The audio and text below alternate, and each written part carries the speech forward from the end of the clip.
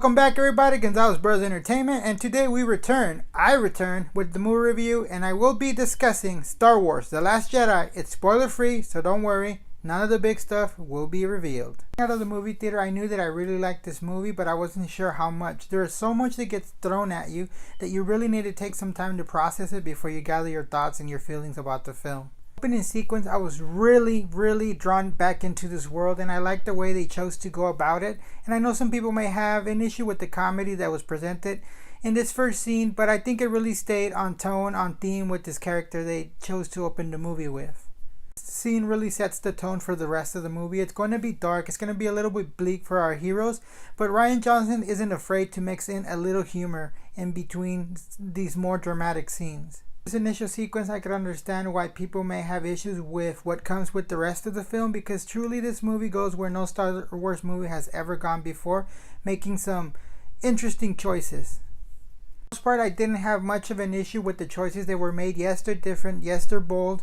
Yes, they may ask more questions than answers they brought, but I think they mostly fit in the end. As far as character goes, clear standouts for me were Kylo Ren and Rey.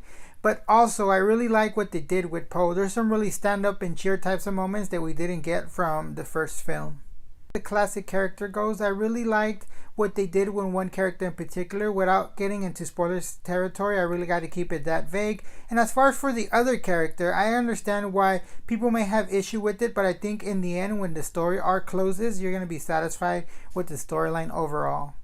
As much as I enjoyed this film, it is not perfect. There is one particular storyline that I felt that went nowhere, and when we skipped to those scenes, it really felt like another movie, and in the end, I don't know that it really made sense that we went in that route.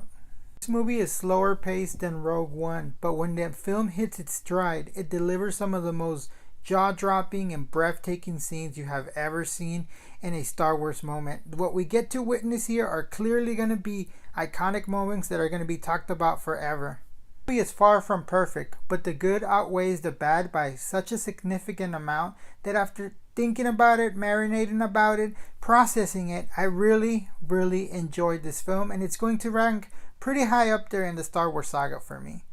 And so before we close out, I'd like to give a shout out to Carrie Fisher. You will always be Princess Leia, and you'll never be forgotten amongst the Star Wars community. Rest in peace.